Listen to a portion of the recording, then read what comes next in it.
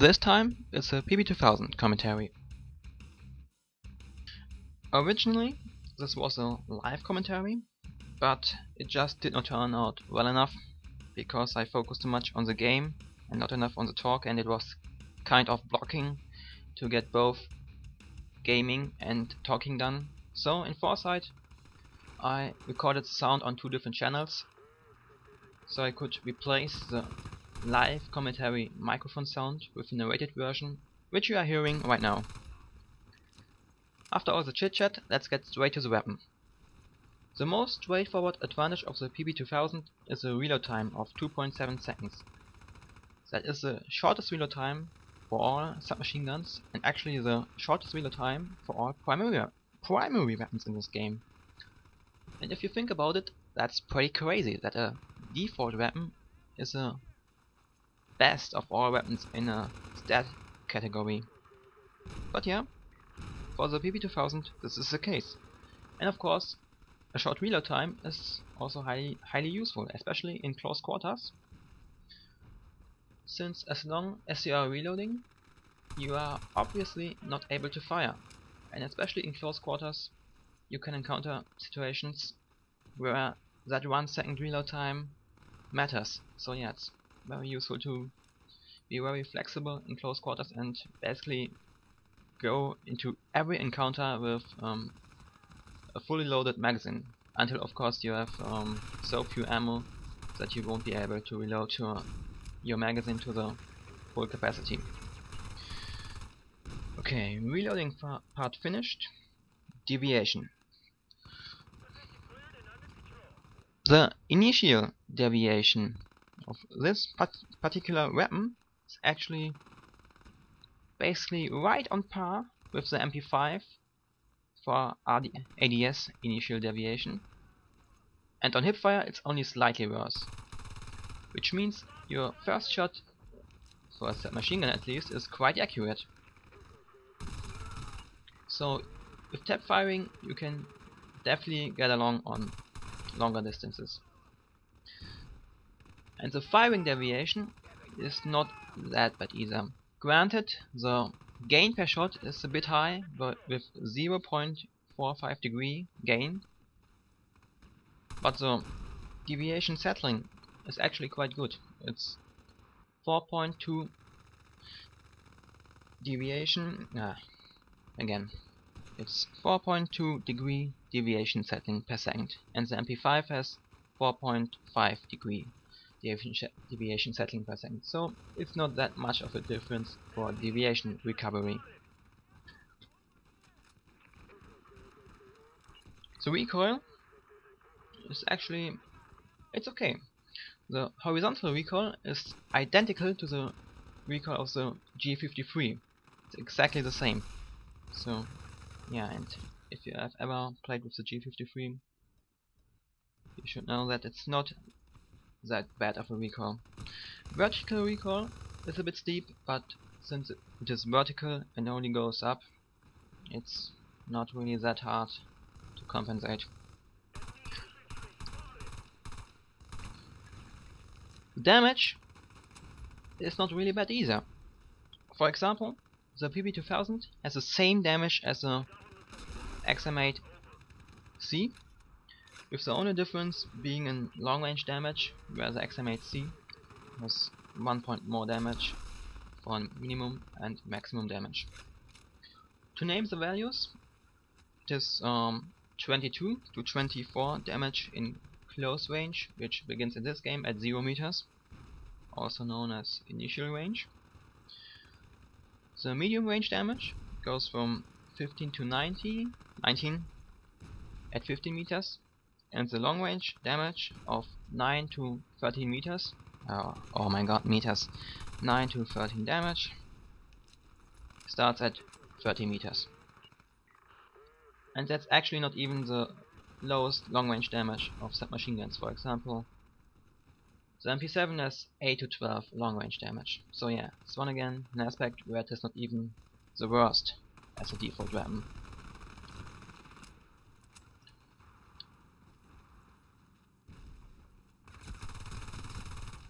The probably most annoying aspect of this weapon is the magazine count, as basically most submachine guns have 4 magazines and this one has only 3. So you are going to run out of ammo sooner than with other submachine guns. But this is a disadvantage that is actually not that hard to compensate for if you have a good team, because there's another class in this game called Assault that can give you ammo, and if you have a good Assault by your side, there's actually no problem with ammo. The default velocity is not that special, it's just 550 meters per second. That's basically the default value for non-recon weapons, I like to say, because most of them have a velocity of 550 meters per second. Anyways, velocity is not that important for submachine guns because they have their strength in close quarters, and you should definitely play with the PP2000 in the style that you try to close the distance and get as close as possible to deliver your high close range damage, because you have a rather sharp damage drop off over range. Especially the long range damage is traditionally bad on submachine guns. As for attachments, I'm using stabilized stock because it takes away a big part of the horizontal recoil and makes the weapon very controllable, as you basically only have the vertical recoil left, which is not that hard to compensate. And as a special ability for engineers, the stabilized stock also reduces maximum deviation that you can have when you are firing the weapon, and the gain per shot. There's a slight reduction for that. As for the ammo attachment, I'm using Stingray magazines for a buff in magazine capacity and damage. And the cool thing is that it's actually quite a balanced damage increase over all ranges. It's 5+ damage for initial range and +4 damage for both medium and long range. The disadvantage of Stingray magazines is a range reduction, so that means that your medium range damage and your long range damage will trigger earlier. The transition from close to medium and medium to long range goes faster. And to compensate for that range reduction, I'm using Predator barrel. The other nice effect of Predator barrel is the increased velocity. Of course, not that really important on this particular weapon, as you are playing very close quarter orientated, but it does not hurt.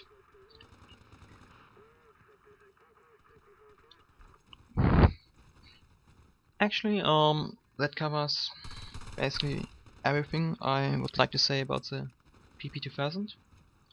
It's, in my opinion, the best default weapon, because the disadvantages, the differences to other submachine guns are rather small for the most part. As I said, the magazine count is a bit annoying, but can be compensated by having a good assault that throws ammo boxes, and with some team play in this game, you can easily bypass that disadvantage. So actually there's not really anything really negative about this weapon. No, seriously, I looked at all the stats and there's not really something where I would really say that's absolutely disgusting, I won't use the PP2000 because of this particular stat. No. All stats are quite okay. Of course, the damage is quite low in long range damage, but as I said, that's something that is traditionally low for submachine guns, because they have the advantages in close quarters with the short ADS time and rather good hipfire. Well, for most submachine guns. Some submachine guns have not that good hipfire like the P90, but yeah, I think you know what I'm trying to say. Since there are still some minutes left in this gameplay, but I'm actually done with the PP2000 part, I will use the rest of the time to address a different issue, which are weapon bans, and in particular I will use the RPG as an example, where I have seen quite some servers that ban the usage of this gadget on infantry.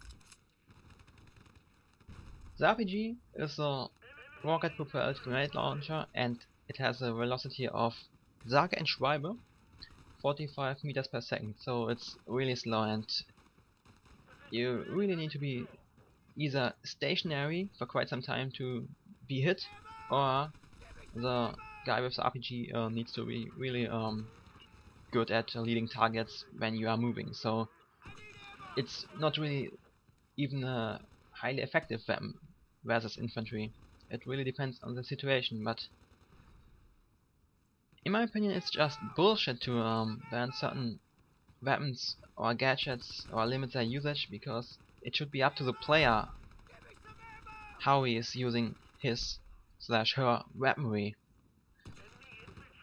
And I think the most popular counter argument of those opposers for RPGs are that they should be used on vehicles. You are wasting them when you are using them on infantry, and you will just end up having no rockets when the armor rolls in. Well, of course, I would not like play in a way that I try to use my the RPG on infantry like by every price and in every situation. But if I encounter a situation where I know for myself that the RPG is the most effective weapon and actually ensures that I will survive, I will goddamn hell shoot that weapon and hopefully kill my enemy with it. And yeah, the practical use of the RPG on infantry is, excuse me, plural not singular, are targets that are not aware that you are shooting at them, so you can get them with a clean, direct hit. And it's of course better to survive with perhaps one RPG less that you might not be able to use versus armor, than to simply die. Okay, then you have a full inventory of RPGs, but then again you might just suicide when you are out of RPGs. And similar to the PP2000 part, if you have an assault who throws ammo boxes, RPG usage on infantry is not a problem in the beginning, because you will still have enough ammo for the armor to take on.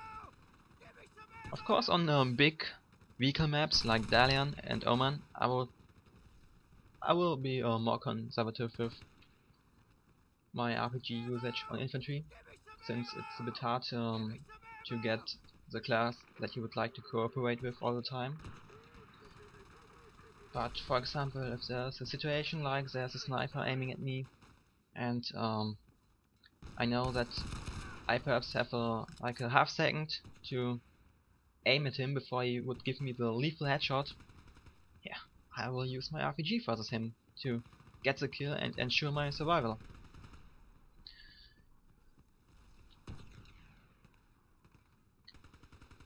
Yeah, that pretty much covers up the talk for the weapon bans, and that was also one of the reasons why I chose this server, because it has no restrictions at all. It encourages the player to use all his creativity and play in the way he likes, and that of course also includes for example shotguns on Sharky. But yeah, that's it for this commentary. I hope it was somewhat useful to you. I'll see you guys in the next video. Auf Wiedersehen und bis bald, and stay down!